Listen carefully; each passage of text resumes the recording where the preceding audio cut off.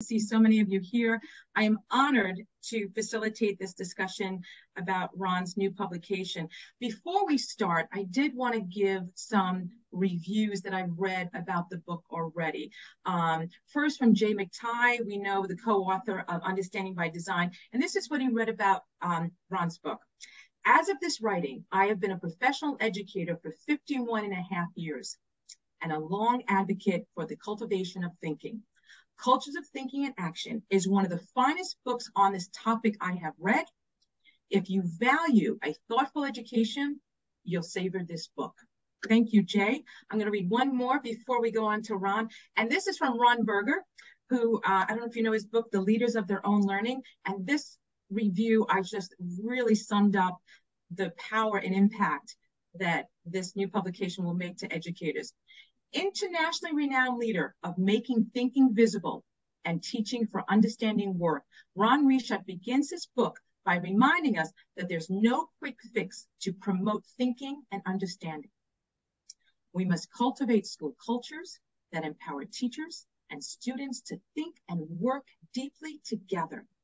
Thankfully, he then provides hundreds of concrete practices, routines, structures, and questions to guide us in creating classroom and school cultures of deeper thinking and learning. So everyone, let's do a virtual, I know I can't see you, but we're going to do a virtual round of applause right now. Woo-hoo for Ron. Ron, it's an honor to be here with you. So pleased. And I guess my first question is going to be, and most people who are here are aware of, that you've written quite a few books. I know they're Intellectual Character, Making Thinking Visible, Creating Cultures of Thinking, The Power of Making Thinking Visible, and so many others. So I guess my first question to you is, besides saying, hello, I'm so glad you're here, how does this new book relate to those other publications that you had? Yeah, well, certainly there's a thread that runs through kind of all of my work, that idea of thinking. You'll see thinking in the title of almost all of those, Intellectual Character, not, but the idea of thinking is really central. And so that's kind of an easy connection there. But what I think is really grounding here is one of the things that I've always cared passionately about when I think about the job of schools and what the job of education is the development of students as thinkers and learners. So I always ask myself that big question: who are our students becoming as thinkers and learners? And we want that development. And so all of my research has always kind of been around that. And the first book, Intellectual Character, was really kind of quite foundational in terms of that early research I did, trying to understand how teachers actually, developed students as powerful thinkers and learners, right alongside the other things they have to do as teachers, teaching the curriculum, preparing kids for tests, doing that, but putting this larger agenda there. And so early on, the importance of culture was really important. The 8 cultural forces emerged from that early research. The idea of thinking routines emerged from that early research. And so I've kind of, pulled on those threads all along the way. And, the 2 Making Thinking Visible books really then highlight those routines. But Intellectual Character, Creating Cultures of Thinking, and now Cultures of Thinking in Action really look at this bigger picture also. And so I would think that people will find a strong connection if they have read the other books. At the same time, I certainly don't write books expecting people to have read previous books. So it stands on its own and is quite accessible regardless of what your background is. Well, I think also the idea that promoting, it's like what Ron said, the book also provides those hands-on strategies and really approaches that they can use directly in the classroom. Mm-hmm. There was another thought when looking at the recent publication. I'm just pulling up. Sorry, when your computer just freezes, you're like, wait a minute, where am I? Computer, where am I? I was freezing for a minute. I saw myself froze. I'm sorry, everyone. So when you think about the target audience, what type of reader do you have in mind while writing this book? Is it intended really for educators? Is it for students? Do you think it's for policymakers or for a broader audience? Who is really your target audience? I mean, at the core, I consider myself a teacher. I tend to write for a teaching audience. That doesn't mean kind of exclusively for that, but I always kind of, when I'm writing, I'm thinking about that audience. I'm thinking about teachers as readers. At the same time, in this book in particular, and where I'm kind of at in terms of my research and thinking, really did think a lot about school leaders, school coaches. How do people kind of help to move this along? And that's in some respects, some of the impetus behind this book, because as I said, I've been dealing with these ideas, for a long time. And so it's not just, how do I kind of warm these up? But I'm kind of thinking about, well, these are out there. What are the things that I'm seeing that would help people move forward, that would help school leaders, school coaches, help the teachers they work with move forward? So I really tried to keep both of those kind of audiences in mind, really, for writing it. I'm also, always incredibly pleased and thrilled and surprised when my books find, their place. Sometimes parents read them, find them very useful. I've had business people read them. I've done business podcasts around thinking routines and making thinking visible. I've, met with a group of lawyers around creating culture.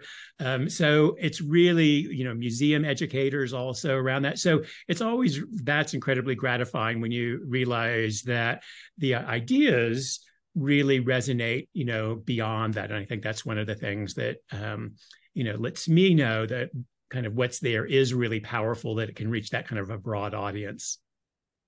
Well, I have to give a shout out to you because you've been to the International School of Luxembourg several times. And part of that was meeting with parents. And I remember meeting with parents afterwards. They were saying they were using your thinking routines actually to get the children to articulate when they were working with them, when they were reading with them. So a plug for Ron. The parent meetings went very well. And what the kids were saying, they saw the application of the strategies. They were using them in the classroom. Then all of a sudden the parents were doing similar routines at home. And the kids really saw that connection. So I just wanted to give that little shout out to you. It was just really impactful. You mentioned before that individuals didn't have to read all your books in order to know the impact. So I guess I'm going to take a step back. For someone who is new to cultures of thinking, how would you define a culture thinking? And why is it important? So define culture thinking, and why is it important in terms of in the educational climax in which we're in ourselves today? So I mean, at Harvard, we've had, a decade and a half long kind of research project around cultures thinking. So on one hand, I think about it, well, it's this thing. But when I talk with, as you mentioned there, parents, or when I talk with teachers or things, one of the things I try to emphasize is, this isn't a program. This isn't this thing that we've kind of defined and kind of codified, but I try to get everyone to recognize that all of us as adults, I certainly kind of hope everyone kind of here, my experience of in every group I've ever talked with, has experienced a culture of thinking. And very, very simply, I just kind of define that as, a culture of thinking is a place where groups, collective as well as individual thinking, that the thinking is valued, that it's visible, and it's actively promoted as part of the regular day-to-day experience of all group members. And then I ask people to think about, well, when have you been a part of that group? A group that kind of meets that definition. Then people understand, well, okay, when people do that almost immediately, one of the things I love when I ask that question in a group is smiles come across people's faces, because, they remember those groups fondly. It was so great to be in that group. Yes, we supported one another. Yes, our thinking was valued. Yes, we were making our thinking visible. Yes, we were, promoting one another's thinking. And people really like that feeling. And that's so important for teachers to realize, like, oh, I'm not implementing a program. There's a feeling that goes around that. There's a feeling of support. There's a feeling of challenge. There's a feeling of doing one's best. There's a feeling of achievement. that's what I want for my students. So that's what I try to get people to kind of tap into as they're thinking about a culture of thinking, rather than worrying about, oh, what exactly is this as a thing, as a program, as an approach. We all have that experience of being in cultures of thinking, and that's what we want to kind of create in our classrooms as well. I love the idea of what you just said, that it's someone starts smiling when they think of that experience of being valued and being respected. And it actually moves to, I think, mindset. So a lot of people use the term mindset, and I know that listeners will be familiar with it, but how are you defining what a mindset is? Yeah, I did struggle a little bit about whether I was going to call these mindsets, recognizing that I did a quick kind of search on Amazon about how many books have the word mindset in them, and there were dozens and dozens of books with mindset, and I thought, is this term kind of overused? And I still kind of felt like, no, it really does have value. That a mindset is, we have, most educators by now are pretty familiar with Carol Dweck's growth mindset, which is just about our beliefs about intelligence, our beliefs about, is intelligence fixed, or, is it something that we can develop? Well, we have mindsets about everything. So our mindsets are our beliefs, our values, the way we think things work. And in particular, in this new book, what I try to tap into is that every teacher is teaching from a set of mindsets about how they think students learn, about what they think is important for them to learn, about what they think teaching is all about, and mindsets around kind of the nature of schools as well. The problem is, of course, we're all working from those mindsets. Way too often, our mindsets go unexamined. So before Carol Dweck came on the scene and before people read her book, people already had mindsets about intelligence. They just didn't know because they weren't examined. And as soon as they read her research, they said, "Oh, I had never really thought about that. The way I view this. Oh, maybe I'm wrong." And so examining those mindsets is one of the big kind of features of this book, is to help teachers to begin to kind of tap into those, think about their own mindsets and the ones that I present, and think about, do they agree with those? How might that play out? Why is that important? And so by examining those, I think that we kind of make some huge gains in education. There, I tap into, a lot of the research, that not necessarily using the word mindset there, but Alan Schoenfeld, who was the president of the American Educational Research Association, a professor at UC Berkeley, he did a lot of research trying to kind of understand, how do we understand what teachers actually do in a classroom? And, he said the only way you can understand what a teacher does is by understanding their beliefs and values. That you can give a teacher a curriculum, they'll work with that. All teachers make plans, whether those plans are written or whether the plans are in their head, and they work from those plans. But as soon as something goes wrong, they rely on their beliefs and values. And things go wrong all the time in the class. And it doesn't have to be a major catastrophe. Things go wrong. A student asks a question we didn't expect. We run out of time. We've got to make, we have to make so many decisions as teachers, and we're basing those decisions on our beliefs and values. We think this is important. We think this will add to learning. We think this constitutes good teaching. And so those values shape our actions in the classroom. And so thinking about those, what are those beliefs and values there? Just one other little kind of, bit of research. This was from South Australia there, that they looked at, what really caused teacher growth. And what they found was one of the key ingredients to a teacher developing and growing was not reflection on their practice. They said most teachers do some reflection, but they said there's an important ingredient to that reflection, and that was they also needed to reflect on their assumptions, on their beliefs and values, rather than merely reflecting on their actions. The teachers who only reflected on their actions would say, didn't work, throw it away. the teachers that, another teacher might have that not work, and they say, but why didn't it work? Was there something I'm doing, and thinking about the beliefs and values they hold, and those teachers, then they found not only tended to be more successful, have students that had better outcomes, but they also showed kind of more professional growth as well. So mindsets, beliefs, values, however we want to call them, incredibly important to our teaching.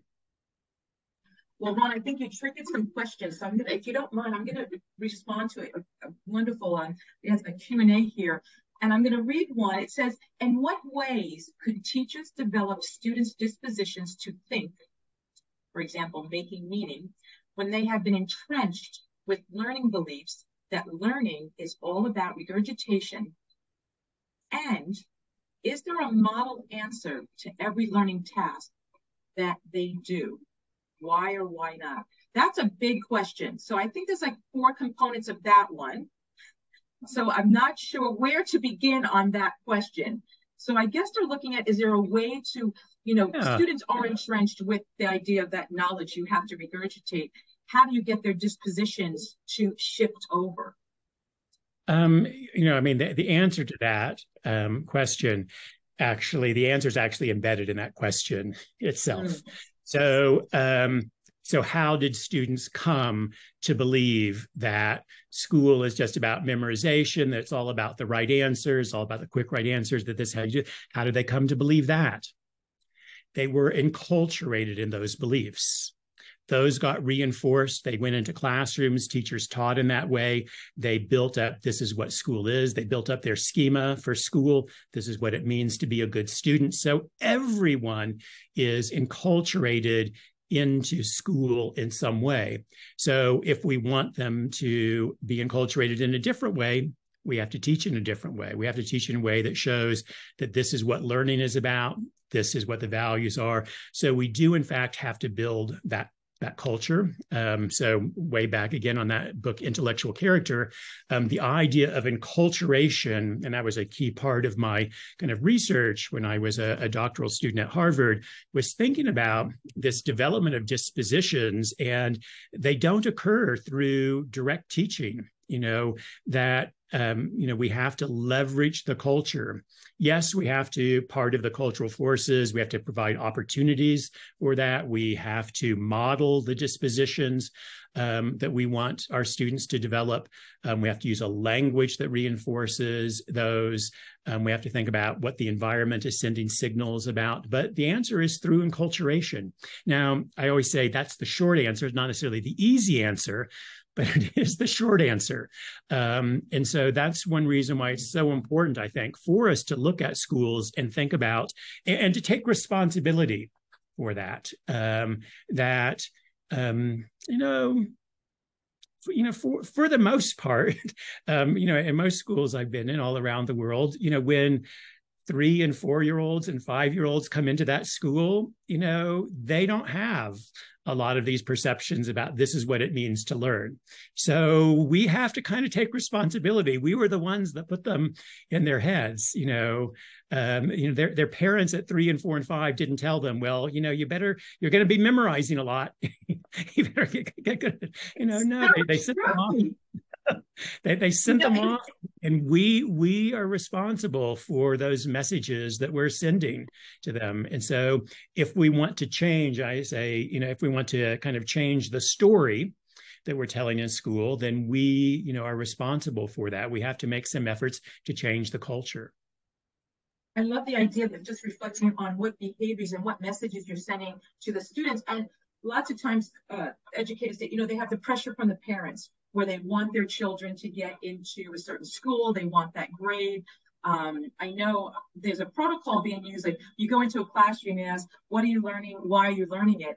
And the kids usually say, I'm learning it to get a good grade on the test. And I'm like, or I need it for, and it's funny what you just mentioned about culture responds to another question that they talked about. It's almost the same idea of in what way could Ron's work on visible thinking routines, and culture of thinking help to ensure that rote learning students would value thinking rather than producing regurgitated answers. It's almost the same response, and articulate their thinking in different ways. And it's almost a similar question about focusing on culture.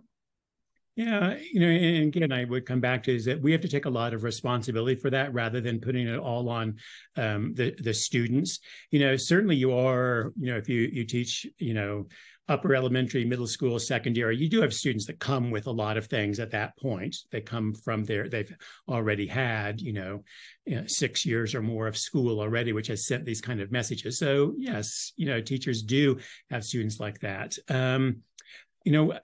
One of the things I think that we have to do in that case is share with students some of the evidence that we have. And one of the things in the new book, there's a lot in there about how people learn, about how people think, and the importance of kind of thinking a lot of the research basis, so that, because if you're going to try to convince someone to believe in something, as Carol Dweck did, again with intelligence, she bases that on her research. So the research that really kind of backs up this, and I think that's important to actually share with students. My colleague, Eric Mazur, physics professor at Harvard, he and his colleagues, the first day of class in a Harvard physics class, ask their students, how do you learn best? Do you learn best from, lecture or through discussion? Overwhelmingly, kids will say, we learn best by lecture. And he says, well, I've got bad news for you. I have 5 years of data which shows you do not learn best by lecture. That I've tested this out. I've got the research in terms of, and when students are engaged actively in discussing physics, they are learning more physics. And they are retaining more of what they learn as a result like that. And I in the chapter on the mindset that learning is a consequence of thinking, I draw on the research of Robert Bjork at UCLA. And he talks a lot about the idea of desirable difficulties. And desirable difficulties are the idea that when we set the mind at work, we learn more. And that has to be contrasted with the fluency trap. And the fluency trap is that when things make sense to us, we have the misperception that we know it. That's why one of the worst ways to study is to review your notes. Reading through your notes, you go through, oh yeah, oh yes, oh yes, oh yes, oh yes. You haven't done anything to actually cause the mind to recall, to elaborate, to do anything. And so everything seemed familiar. It's also why people can go out of a really good lecture where the lecturer explained things really well. And it's not that people shouldn't explain things well, but explain things really well. And the problem is that students think, well, that made perfect sense. But the problem is a week later, they don't remember that because they have not put their mind to work. So when Eric Mazur is talking with his physics class, he's not just saying, now discuss this. He gives them things that, are counterintuitive, where you really have to explain something, where you have to look, at it. And that little bit of tension, that little bit of work in the brain causes better learning. And the better learning, is more long lasting, and students do better. And so, when we share with students, no, the best way, to learn this is not simple through memorization, going through that. This is how you're actually going to learn. You're going to remember, you're going to score better. This is why I'm teaching this way. So I think it's very important that we do, particularly if you teach older students, explain to them why you're doing what you're doing. And so that can kind of break some of that kind of trajectory to that. The good news is it's also more interesting. It's more fun. To do it. More fun to elaborate, to connect, rather than just reviewing. You've been mentioning mindsets quite a bit. I know you identified 10 mindsets. Yep. How did you identify these mindsets? So the reality is that, I did not sit down and just say, pull them out of thin air of things. Like mindsets, here you go, right. About half of these, I think 6 of them, have been around from the inception in 2005 of the Cultures of Thinking project. We kind of identified them as these are core principles, and they came from a lot of the research that we had done at Project Zero. So Project Zero, Educational Research Institute, 55 years old, a huge body of research about how people learn and think and develop. And so drawing on a lot of that, of saying these are really foundational kind of elements. So those, there were 6 of those that had been really kind of carried forward, that had always been there, sometimes not as front and center, but they were always there. And then I began to think about, well, there are probably others that aren't. And what are some things that are really important? And what are some things that I find, as Mark Church and I wrote The Power of Making Thinking Visible, things that were kind of coming into play there as we were in classrooms. And so about 4 of these were newer. They came out. And then, even that wasn't enough. I wanted to make sure that these were very research-based. That, again, these were not just, big connection to Project Zero, but we then spent with my research team at Harvard, Terry Turner headed that up, working with graduate students over several years. We looked at each of these and these mindsets, and looked at, well, what is the research basis for all of these? And so we really then dug into the research and said, can we find, a real basis about how this actually kind of contributes there? And some of these newer ones had a little bit more to do, say, with some about the social emotional context of learning, something that, we'd always thought was important, but probably had not been there as prominently in my work as I thought that it should be. So mindset number 4 talks about that, children learn best when they feel known, valued, and respected by both their peers as well as their teachers. And so recognizing, and so we could easily kind of slide that into a social emotional box, but in there I wanted to really talk about, in the wording there, well, what does it mean to feel known? And, what does it feel to be valued and, respected, and really try to expand that. Of course, all teachers want to develop positive relationships with their students. They want to know their students. Those are things that I think everyone kind of cares about and values. So there's a real resonance there with that. But I wanted to really look at that and expand that, in a way to think about, well, how does this actually contribute then, not just to, we want students to feel good, but this actually contributes to learning, that people actually learn more kind of in these kind of contexts there. So after all of that research, then the next phase was to really then kind of look at the case studies and go into classrooms and see where we could find kind of evidence, because I wanted people to really understand, well, what does it mean when a teacher has this mindset? How might it play out in their classroom? And how might that play out in a powerful way that really kind of shapes the learning, so that people, again, get a real sense of what this actually looks like, what it feels like, and possibly what are some things they might do around it as well. And I guess from your experience and your research, have you found that there are some mindsets that may be a little bit harder for people to develop than others? There certainly are, and I don't think, and that doesn't bother me in any way at all.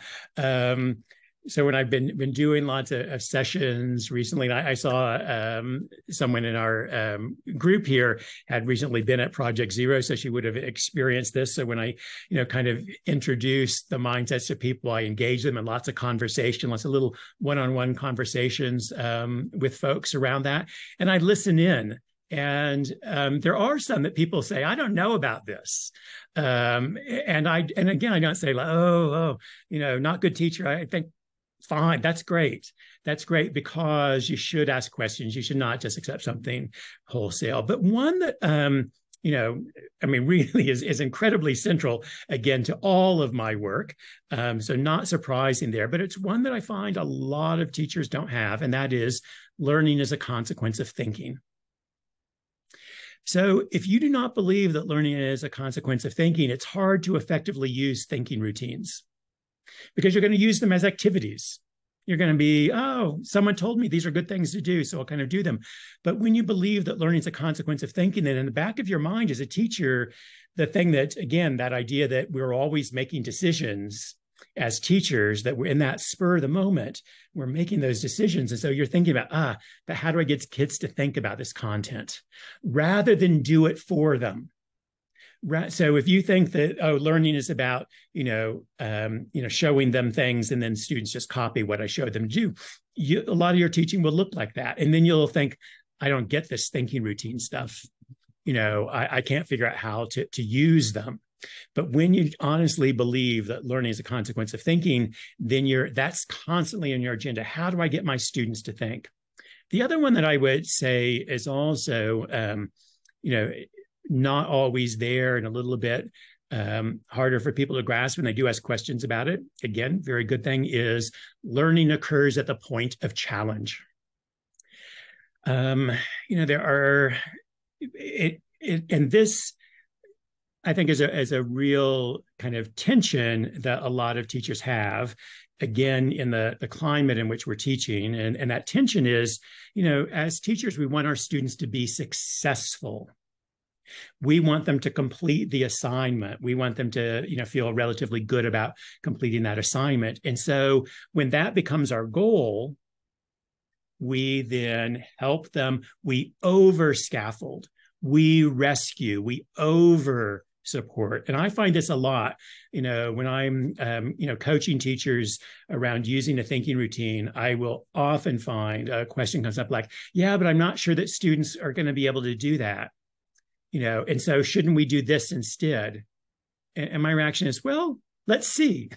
Let's see if they can do it or not. And then, we'll think about if they need support, how do we support them rather than, I'm afraid that they might not be able to, so I will provide all of the support in advance so that no one has to struggle. No one has to kind of be stretched in that.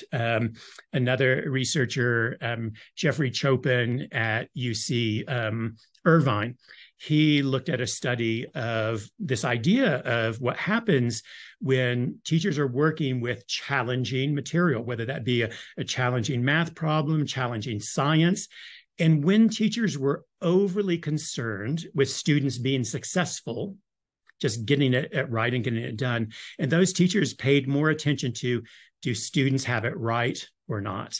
When that was their focus, what they tended to do is to simplify the task so that students could complete the task. So essentially what they did is they removed all of the learning to focus on the completion. When the teachers instead focused on the students' thinking, rather than did they have the right or wrong answer, those teachers then figured out how to leverage the students' thinking to help them work through the challenge. So the student was still doing all of the work and hence all of the learning there. So, the tension here is, as a teacher, sometimes, I want my students to be successful. I want them to be good. I want them, instead of recognizing, it's okay. It's okay to let them struggle.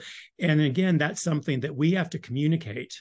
It's not letting them struggle to the point of frustration, but it's letting them struggle to the point where, it's not immediately easy.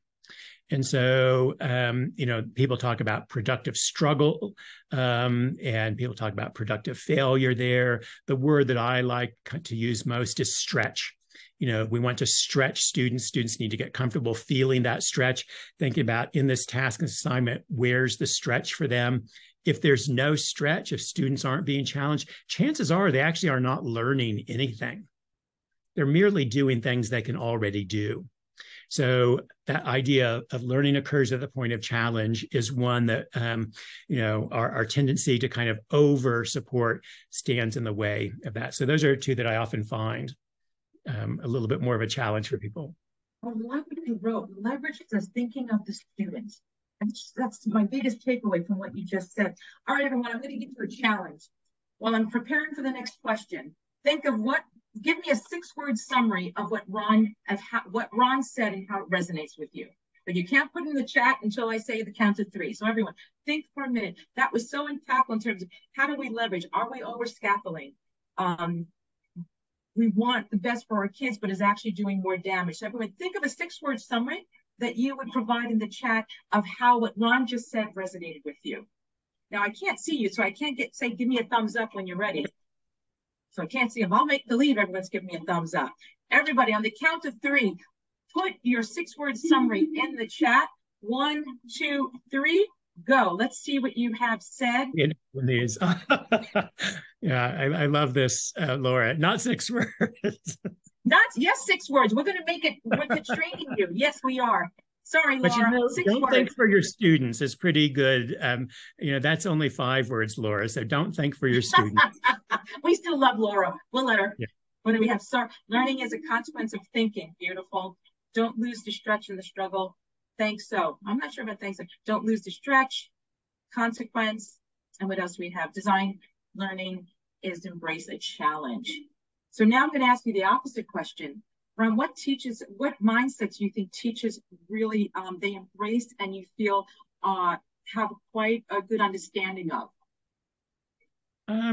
You know, the one I mentioned earlier, which is in chapter 4, which is the idea of students learn best when they feel valued, known, and respected. I think that, you know, for most teachers, there's a resonance there that students want to be, you know, known, and we need to kind of create those environments kind of from that.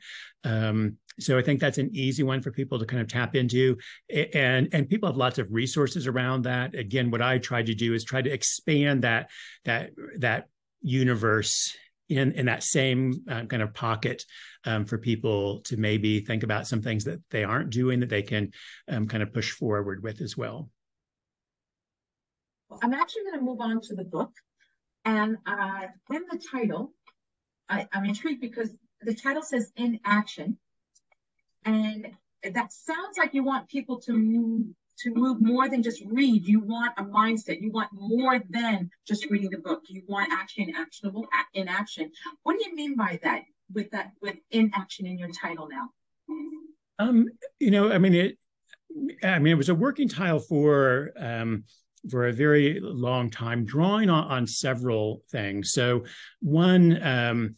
Richard Elmore's idea of a theory of action that, you know, he had always said that, you know, teachers implicitly work from various theories of action, meaning if I do this, then this will happen.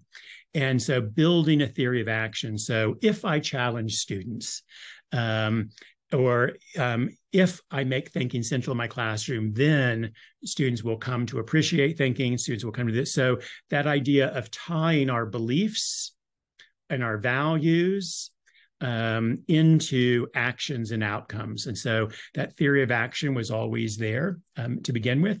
And then also thinking about the way that mindsets develop are not merely and totally an intellectual endeavor. I think there's certainly a part of that.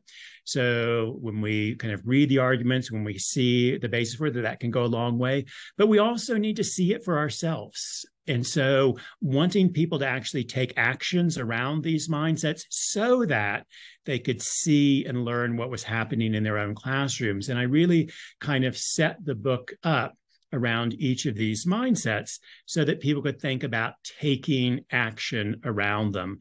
So yes, I wanted them to understand them. There's a big, the front part of every chapter is about the research, the basis for that. Then there are case studies to help teachers understand what this really looks like. But then there's a lot about how do we kind of move this into the action realm. So it absolutely, that inaction was incredibly intentional.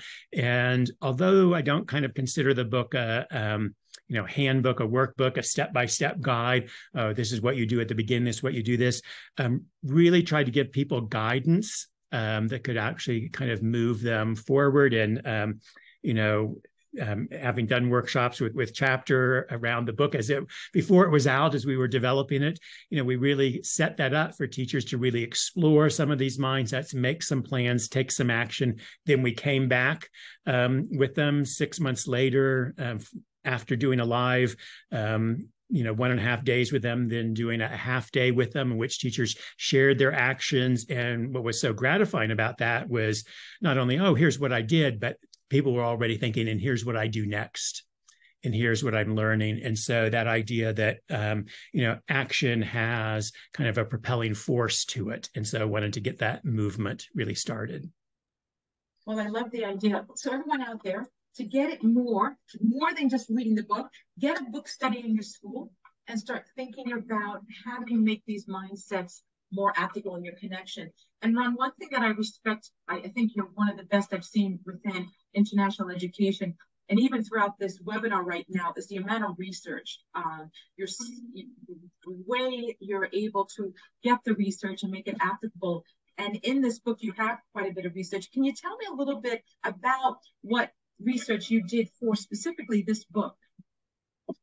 So I think that the research, different types of research. So one was, as I said, with our research team, having identified these, mindsets of thinking that these things seem important, then really looking at, what have other researchers did? How can we back this up? What is this, is there evidence that really this isn't just kind of a nice thing, but this actually produces learning? So the research that I'm sharing really is about kind of learning outcomes, not merely, testing outcomes, but, learning outcomes. And it can be learning, there are engagements around outcomes related to student engagement, in addition to, student, academic outcomes there. So we spent a long time really identifying those. And then I'm in classrooms a lot, all over the world. I work with a lot of schools on an ongoing basis. Those schools I work with on an ongoing basis, I do research kind of there, again, going into classrooms and seeing how this kind of plays out. And also kind of seeing, the difference it makes when teachers do embrace these mindsets and what's happening those. And then a third kind of research, that I've often done, and that's a part of lots of these books, is kind of what is called design research. So as we're designing tools, things that we think might be useful in terms of moving a mindset, we're piloting those tools, we're tweaking them, we're seeing what effect they have. And so a lot of the actions that you'll see really come from that kind of design research perspective. So there's three kinds of research: the academic kind of research, the case study research, and then the design research. And between those three, was there anything that was just surprising, or you didn't realize that it was a finding that made a significant impact on your understanding of the subject that just you weren't aware of? You're like, wow, I found this just from the research of this book. I would say that, there were a lot of things that really that I found were really useful in terms of kind of expanding my views. So of course, I'd always believe that learning is a consequence of thinking, although I would probably sometimes couch that and say, yeah, I am talking about understanding, that you really need to do that. Yeah, some of the things, maybe not so much. But as I delved into the research, it's no. Even when you think it's just about memorization, there are people that said, I don't remember the reference at the moment, but one researcher talking about, people think that, an infant learning language isn't thinking. They said, no, they are definitely thinking. That learning a language is not just this intuitive thing, that things that just kind of, the child is thinking, and you can't do it. And so that you are always, your brain, in order to make sense of the world, in order to develop language, it has to make connections. It has to detect patterns. And so we may not be as consciously aware. We may not be as directive in the thinking, but thinking is still central. And so that was a little bit eye-opening for me, that I could say, like, no, thinking isn't only about this deeper understanding, the deeper learning that we're after, but thinking is always, kind of present there. And all of the research around challenge was just kind of fascinating to see. Again, Robert Bjork's work on desirable difficulties. Again, on that chapter that students learn best when they feel valued, known, and perspective. Reading, again, drawing a blank on the author here, but about the social brain, about how we actually are so incredibly hardwired for these social connections, that whenever we build those social connections in a group, that's what we're striving for, that's considered, they call this the default system of the brain, which means that basically, well, what is the brain doing when it's not doing anything? So when you aren't telling it, oh, I need to listen, I need to write, I need to do this, when you aren't doing that, when the brain's not actively directing anything, what is the brain doing? And the default mechanism of the brain is social. And that's why we begin to think about, oh, I wonder what that person's thinking. I wonder what they're doing. I wonder what my friend is. We begin to think about other people. We begin to think about what they're doing. We begin to think about motives. So, we are hardwired to be that social. So our brains are always set to, in every moment, be ready for a social interaction. That's kind of our default system. And so rather than, and what was, useful there, is, the argument is, rather than teachers trying to control the social aspect of their children in their classroom, is they need to leverage that. They need to recognize that's, we are hardwired for that. That's what we want. That's what our brains will do when left to their own devices. We need to harness that rather than trying to shut it down. I love that, the idea of that social connection and elevating it within this classroom, which I think most teachers do, but then having that intentionality. Mm-hmm. I'm going to respond to some questions. There's some questions, not me. You're going to respond. I'm just going to read them. So this is for you. You can respond. I'm going now. So I'm happy to share the floor.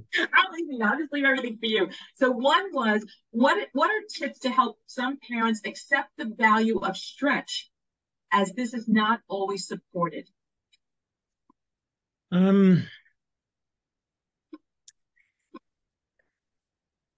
Well, again, I come back to sharing some of the research that one of the things when I talk with parents, what I always find about parents is, parents are actually quite hungry for ideas about how to help their child. They want to do the best for them. And the issue then becomes, well, okay, when they don't know what else to do, they fall back on their own experience. They fall out, back on, oh, this is what it means, to support my child there. And so when you give a parent other strategies, they can begin to do other things. So sharing with parents kind of what that is. Likewise, in classrooms, sharing that with students, a very simple metaphor that most people can relate to is if you're trying to get better at any kind of physical activity, whether that be yoga, whether that be soccer, whether that be lifting weights in the gym, if you keep doing things that you already know how to do, you're not going to get better. It's important that there's a bit of stretch there. There's a bit of challenge there. And students immediately kind of recognize that. You don't get better at basketball by just repeating things. You figure out what you're not good at. And in fact, sorry, name escapes me here. This is a Wall Street Journal columnist who studies leadership in sports. And what she found was all of the top athletes, were not expert skilled at the things that they are known for today. The things they are known for today were the things they were not good at. And that's what they worked on. They worked on the things they weren't good at and got really, really good at them as a result. So it wasn't that this was just all of this effortless thing, because they're not going to grow and develop if they're just doing what they can already do. So pushing themselves, kind of beyond there. And you also, sticking with this kind of sports metaphor, everyone also knows, you don't push yourself to the limits of injury. As soon as you injure yourself, you're out for a week, 6 weeks, or more, and that's no good. So there's this sweet spot there. You aren't trying to injure yourself. You aren't trying to go home sore, but you aren't trying to just do stuff you can already do. And so recognizing learning's the same thing. We need to be in that kind of stretch zone. And so most people can kind of relate to that. And we know as students get used to that, then it's no longer, well, I can't do this until you show me how to do it. And then I just repeat what you showed me how to do. That stretch involves, I need you to ask questions. I need for you to think about what's going on. I need for you to detect patterns. I need for you to do that kind of thinking there. But obviously that is with parents. They come with preconceptions about what learning looks like. They have mindsets about what it means to learn, what it means to teach, what it means to be a good school. And so we have to do a good job of educating them around that. And what I've tried to do in the book was to give teachers a lot of armor and evidence to hold those discussions with parents, to say, it's not that this is just a nice thing, but actually students learn more, it stays with them longer. When I say, lots of people, in education, lots of people who write books, lots of researchers think that like, oh, students learn more, better outcomes. A lot of that, sometimes I think it's always important we should ask, well, what do people mean by that? So a lot of people mean by that is just simple test scores. And when we're talking about learning, we're also talking about not just test scores, but learning that stays with people. So it's longer term. This is something also Robert Bjork talks about. He talks about the difference between performance and learning. So performance is something that, in the next 5 minutes, I have to show you how to do this so that you can take the test that shows that you can do this. And that's kind of the Achilles heel of direct instruction. A lot of direct instruction research winds up teaching something in a direct instruction manner and then testing them right away. Sometimes it's immediately, sometimes it's 1 week later, maybe a day later or 2 days later at the most. But researchers who follow up and test people, 1 week, a month, 6 months later, Robert Bjork says, well, that's learning. Learning stays with you. Performance is the short-term kind of thing. And so when we're talking about learning, this thing that actually stays with students rather than the short term. The good news is that when learning stays with students over the long term, surprise, surprise, they do better on tests. We shouldn't be that surprised by that. Like, oh, they should be. I mean, I know. It's so funny you say that, because the learning, the performance, and the thinking. Because I have 2 boys that went through the IB, and I tell them the performance that you have in the IB is not the label for the rest of your life. That one score. It's the thinking that you have afterwards that makes the impact. And what you just said actually addresses about 3 questions that we have here about students and how do you change their mind of dispositions about rote learning. And I think you've addressed that in terms of the culture and educating the parents, making that research available. And, I know we've been fortunate to have you in Luxembourg so many times, and I know you consult with schools around the world regularly through Chapters International as well. How did your experience of working with schools and teachers actually influence and inform the perspectives that you bring to this new book?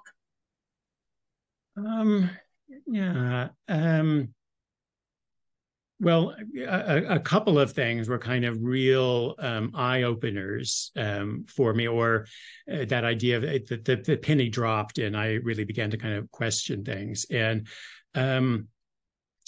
one was, that I was working with a school that I was working with, again, kind of multi-year project there. At the end of one of our sessions, a teacher very experienced, near the end of his career, and he asked me, could you just tell me what you want me to do?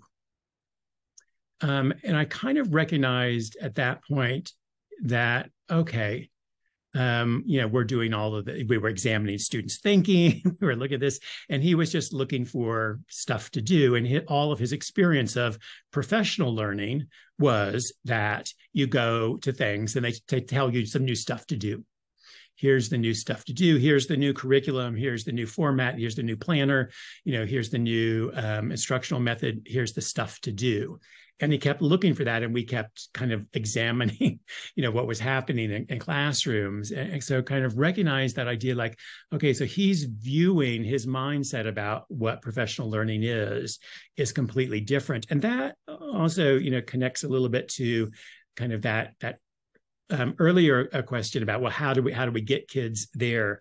And that is, I kind of recognize, well, of course, I was operating from my mindset. He was operating from his mindset, and we were bumping heads. And then I realized I have a responsibility to share my mindset. I have a responsibility to say, here's why we're doing this. And by the same token, in a classroom, teachers have that responsibility to say, here's how I've designed this task. Here's why I've designed it this way. You are going to find that you can't just zip through this. You are going to find that there are points that you really want to talk to someone. You really want to ask a question. You're going to get stuck. That's good. I have designed that way because learning occurs when we are challenged, when we are stretched, when we put our minds to work. That's why I'm teaching you this way. If you neglect that part, if you neglect that conversation, the students just think she's not a very good teacher. She's just doing it wrong. It should be this. Why aren't you doing this? So that's one thing about shifting, the mindset of our students is we have to be very upfront that what we're doing is purposeful. Here's why we're doing it this way, and share. And so invite students into the learning conversation. And if we don't do that, then we will get students who just think you're doing it wrong. You're just not a good teacher. So to be very, very explicit, kind of like that. And then I think the other thing that I was seeing, having worked with, again, schools, all over the world, and seeing at any school, not just around cultures of thinking, but of course that's my work, but I could see this in other areas as well. There would be people at the school over the 3 or 5 years I worked with them that just really kind of made enormous growth and gains. And you could absolutely walk into their classrooms and say, yes, absolutely, culture of thinking, yes, just kind of amazing. And then other people didn't. And so I began to think about, well, why? Why did this person make these great gains, and why did this other person not? Is there something I'm doing? Am I not, doing this workshop right? What do I need things? I had one school I worked with the longest, well over a decade. They kept saying, give us more math examples. Give us more math examples. I was working with Mark Church at the time. Well, Mark Church and I are both former math teachers. We kept giving more math examples over and over and over again. We gave more math examples. The math department didn't do anything. And finally realized, like, oh, it's not about the examples only. It's not about the training we're giving. It's not about the examples we're showing. It's that these people don't have the mindset. And that's what was holding them back. But conversely, that was what was allowing those people that made great gains, that really went far, that was what was enabling their success. They had those mindsets. And so when people already have a mindset, and someone, not me, but anybody, when someone then gives you tools for the mindset you already have, you are like, I'm ready to go. You're very, you're like, oh, I have been looking for this. And you just take it and run with it. Yeah. And then by the same token, when someone gives you, a tool and you don't have that mindset, you're saying, what am I going to do with this? Yeah, it becomes it becomes an activity. It doesn't make the impact. Exactly. Right. It's like, giving someone who's not a cook, some incredible, fancy, elaborate recipe. They're like, what do I do this? I just want beans. Or something like that. It's incredibly like, what in the world would I do with this? And so it's languages there. And so it can't be, oh, I just need to give this person more tools. No, they don't have the mindset. And so began to recognize, and that was a big then impetus behind the book, is it's, we really have to pay attention to these mindsets. All of the other stuff I've written, all of that will be so much more successful when people have these mindsets. And so I wanted to help people explore those, reflect on those, give them that research base, give them ideas for action so that they could, in fact, kind of move forward there. Well, I can't believe it. We're already out of time. So I'm going to ask you in 1 minute. So because I mentioned schools that, this would be a great opportunity to have perhaps a year-long book study. If you could tell me what would be a tip, are there tips or features of the book that teachers would find useful in such studies? Like, what advice would you give a school or a group of teachers who want to start a book study? What would you advise them to start with, or a starting point that now that this is the start of the school year? Yeah, every chapter follows the exact same sections. And so they will be very kind of familiar to people as they begin to read the book. What that also means, though, and the way these mindsets are organized, is you can start anywhere. So, because my family asked me to give them books, I give my family books. None of them are teachers. And I tell them, you do not need to read the book beginning at, chapter 1 through. I said, look at what the chapters are about. Pick one that you find interesting. Read that. That's fine. And so that would be the suggestion is you've got these 10 mindsets. You can look at the, in the introduction, they're all listed. The table of contents, they're all listed. Pick one as a group that you want to start with, that you want to kind of think about. This is one that we're really kind of poised to move forward with. Or it could be, this is one that we know we're not doing a good job with. We want to challenge ourselves. We want to kind of move forward into that. So I think that, that's the best place to start, picking the chapter that you want to start with. But then the chapter is really outlined, although I do try to present lots of things that people might do to move that kind of mindset forward once they fully understand that, once they've got a vision around that. A big part of the book in every chapter, again, is an idea about collecting what I call street data. And street data is data which is very easy to collect. It's very close to the ground. It's very immediate, and it's informative. So before you start taking actions, you should understand what's currently happening in your classroom or at your school. So taking some street data is going to be really important. There's always a tendency, I want to try this. I want to do this. I read this. That sounds a great thing to do. And it's not that they aren't great things to do, but it's a good thing to figure out kind of what's the lay of the land in your own classroom so that you can build on that as well. So those would be two of the tips I would take. Okay, everyone, you heard it from Ron himself of how to do a book study. So I hope everyone wrote down some notes. I know there are several questions that they were submitted. I'm going to have Shawna share them with Ron and see how we can get some of that communicated. But Ron, it's an honor. Your vast knowledge overwhelms me.